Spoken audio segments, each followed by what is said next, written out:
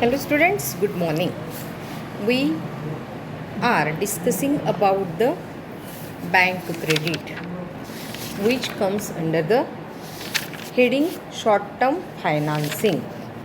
First we discuss trade credit and second part, that is bank credit. In bank credit we already discussed various forms of bank credit, that is loans and advances, overdraft, and now we will discuss about the third form of bank credit, that is bills discounting. Bill discounting आपण शिकलेलो आहोत 11th स्टँडर्डला. 11वीला आपण bills discounting शिकलेलो आहोत. काय आहे? It is a discounting of bill of exchange. It is another form of bank credit. When a credit transactions takes place, the seller draws a bill of exchange upon the buyer. जेव्हा उधारीवर खरेदी विक्री चालते तेव्हा काय करतो seller? बायरवरती bill of exchange drawn करतो, बिल काढतो, बरोबर. These bills are then discounted with the commercial bank which collects the payment from the acceptor of the bill on the maturity date. मग सेलर काय करतो? बायरवरती बिल काढतो की तू अमुक एका दिवशी पैसे देईल. पण आता सेलरला जेव्हा पैशाची गरज असते तेव्हा सेलर काय करतो? हे बिल ऑफ एक्सचेंज बँकेमध्ये डिपॉझिट करतो आणि बँक त्याला त्याचे पैसे देते. मग बँक काय करत असते? याला काय म्हणायचं? Bill discounting. बँक त्या मॅच्युरिटी डेटच्या वेळी ॲक्सेप्टरकडून हे पैसे वसूल करत असते. आणि फॉर धिस वर्क बँक काय करत असते? बँक चार्ज सम कमिशन. बँक काय करते? हे सगळी कामं फुकट करत नाही. बँक काय करते? दोघांकडूनही कमिशन घेत असते. बरं. For this service bank charges some amount to customer. This charge is known as discount. ह्या कमिशनला काय नाव आहे? डिस्काउंट असं नाव आहे. It includes interest for the unexpired period of the bill till the bank is required to retain it, and compensation for the expenses and trouble in realization. कस्टमरकडून पैसे गोळा करण्यासाठी जो येणारा त्रास आहे, होणारा त्रास आहे, ट्रबल आहे, त्याचा पण काय करत असते? बँक भरपाई घेत असते. The banker may sometime purchase the bills instead of discounting them. Discounting करण्यापेक्षा काही वेळेस बँका त्या खरेदीच करतात बिल, बरोबर. But this is generally done in case of documentary bills. दोन प्रकारची बिलं आहेत. फर्स्ट आहे डॉक्युमेंटरी बिल. मग डॉक्युमेंटरी बिल बँक काय करत असते? डिस्काउंट न करता डायरेक्ट परचेस करत असते, खरेदी करत असते. And that too from approved customer. आता जर डॉक्युमेंटरी बिल असेल तर डॉक्युमेंटरीला काय करावं लागतं? काही आणखी डॉक्युमेंट्स जोडावे लागतात. कोणते डॉक्युमेंट्स जोडावे लागतात? Bills of lading or lorry or railway receipts. रेल्वेची काही रिसिट असतील किंवा लॉरीनी किंवा तुम्ही एखाद्या टेम्पोनी माल पाठवला असेल तर त्याची रिसिट तुम्हाला इथे जोडावी लागते, बरोबर. मग आता बिल ऑफ एक्सचेंज काय आहे? Treated as semi liquid asset. तर लिक्विड ॲसेट म्हणजे काय? Which asset can be converted into cash immediately is known as liquid asset. तर ह्याला सेमी लिक्विड म्हटलेलं आहे. म्हणजे काय करावं लागतं? तुम्हाला बँकेकडे जावं लागतं, बँकेला काही डॉक्युमेंट्स द्यावे लागतात आणि मग तुम्हाला त्याचे पैसे मिळतात. बँकेला समोरची पार्टी ही काय वाटली पाहिजे? रिलायबल वाटली पाहिजे.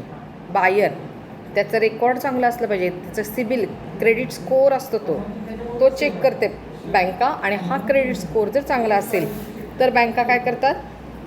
तुमचं बिल डिस्काउंट करतात किंवा आत्ता मी दुसरा वर्ड काय असला, डॉक्युमेंटरी बिल असेल तर परचेस करतात. लक्षात आलं? It is liquid as the same can be rediscounted with the central bank. आता समजा तुम्ही एखाद्या बँकेमध्ये गेलेला आहात, स्टेट बँकेत गेला आहात किंवा एखादी महाराष्ट्र बँक आहे किंवा IDBI आहे, अशा बँकेने तुमचं बिल घेतलेलं आहे आणि याच बँकेला पुन्हा पैशाची गरज पडली. ठीक आहे, स्टेट बँकेला पैशाची गरज पडली तर स्टेट बँक काय करते? हे बिल जे आहे हे सेंट्रल बँकेत, आपली सेंट्रल बँक कोणती आहे? RBI. मग RBIकडे पुन्हा रिडिस्काउंट करते. लक्षात आलं? Rediscounted with the central bank. It is profitable as bankers can generate large income in the form of discount. आणि ह्याचं डिस्काउंट रेट काय असतो? जास्त असतो, आणि त्यामुळे बँकांना यापासून खूप सारं इन्कम जनरेट होतं. त्यांना त्याच्यापासून चांगला इन्कम सोर्स आहे बँकांचा. लक्षात आलं? Bank discount and purchase bills for their customer. एक कस्टमर सर्व्हिस आहे बँकांचीही, त्यांचं एक उत्पन्न मिळवण्याचा चांगला सोर्स आहे. In both case customer get immediate finance from the bank. अशा सेलरला पण पटकन ह्याच्याकडून पैसे मिळतात. The terms purchasing of bill is used with respect to the demand bills. म्हणजे आपण 2 बिल पाहिली होती की नाही, एक डॉक्युमेंटरी बिल आणि सेकंड काय आहे? डिमांड बिल आहे. बरं,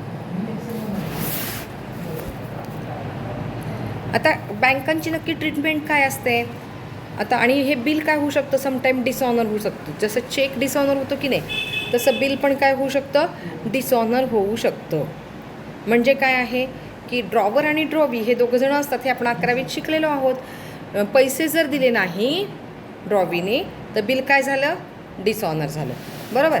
मग आता हे in case of dishonour of bill the bank will debit the account of the customer to the extent of amount of bill discounted with interest. बँका स्वतःचं नुकसान करून घेत नाहीत. ज्या कस्टमरसाठी त्यांनी बिल डिस्काउंट केलं होतं त्याच्या अकाउंटला तेवढी अमाऊंट ते काय करतात? डेबिट करतात. फक्त तेवढीच अमाऊंट डेबिट करत नाही, तर ज्या दिवसापासून त्यांना अमाऊंट दिलेली आहे ते आजपर्यंत त्याचं जे इंटरेस्ट आहे त्या इंटरेस्ट सहितची अमाऊंट ते काय करतात? डेबिट करतात. लक्षात आलं? बिल डिस्काउंटिंग काय आहे? ओके. आता नेक्स्ट आहे कॅश क्रेडिट. कॅश क्रेडिट पण तुम्ही खूप वेळा ऐकलेलं आहे आणि शिकलेलं आहे. In cash credit arrangement the customer is allowed to borrow up to certain limit. म्हणजे अमाऊंट काय आहे? सर्टन लिमिटपर्यंत अलाउड केली जाते. Usually against the current asset of the borrower. तुम्हाला काय करावं लागतं की तुमचे करंट ॲसेट म्हणजे स्टॉक वगैरे जो आहे त्याच्या अगेन्स्ट तुम्हाला हे कॅश क्रेडिट मिळत असतं. Within the limits of sanction the borrower can draw any amount according to his convenience. बघा, आता समजा 10 लाखाचं कॅश क्रेडिट तुम्हाला बँकेने मंजूर केलेलं आहे. ह्या 10 लाखासाठी तुम्ही बँकेकडे काय दाखवणार आहात? तुमचा स्टॉक दाखवणार आहात, डेटर्स दाखवणार आहात. म्हणजे करंट ॲसेट ज्या काही आहेत, समजा तुमच्याकडे बिल्स असतील काही, आत्ता आपण बिल डिस्काउंटेड शिकलो, ती समजा बिल्स काही असतील, ती बिल्स तुम्ही बँकेकडे दाखवणार आहात. आणि 10 लाखाचं कॅश क्रेडिट तुम्ही मंजूर करून घेतलं म्हणजे काय तुम्ही 10 लाख लगेच उचलायचे असं नाही, किंवा बँक लगेच 10 लाखावरती व्याज आकारणार असं पण नाही. तुम्ही काय केलेलं आहे? 1 लाखाचा चेक दिला आहे. बरोबर. बँक काय करेल? तेवढ्या दिवसाचं 1 लाखावरती व्याज आकारेल. 2 लाखाचा चेक दिला आहे, 4 लाखाचा, 4.5 लाखाचे पैसे तुम्ही वापरलेत. तुम्ही जसजसे पैसे त्यातनं उचलत जाल, जसजसे पैसे तुम्ही वापरत जाल, तसं बँका काय करणार आहेत? त्याच्यावरती व्याज आकारणार आहेत. Further some he is not oblige to draw the amount in one lump sum. सगळी रक्कम एकदम काढणं अपेक्षित नाही. 10 लाखाचं कॅश क्रेडिट मंजूर आहे म्हणजे टप्प्याटप्प्याने 10 लाख तुम्हाला जशी गरज असेल तसे तुम्ही वापरू शकता. Technically cash credit advance is repayable on demand way without any specific date of repayment. की 31 डिसेंबरला तुम्ही 10 लाख परत केले पाहिजेत अशी डेट नसते. ठीक आहे. बँकांनी जेव्हा त्याची मागणी करतील advance repayable in demand without any specific, तुमच्याकडे जसे पैसे येतील टप्प्याटप्प्याने तुम्ही ते परत केले तरी चालू शकतं. But in actual practice it continues for a long period. वर्षभरासाठी, 2 वर्ष, 5 वर्ष असा लाँग पिरियड त्याचा असतो. The customer has to pay interest on the amount actually utilised by him.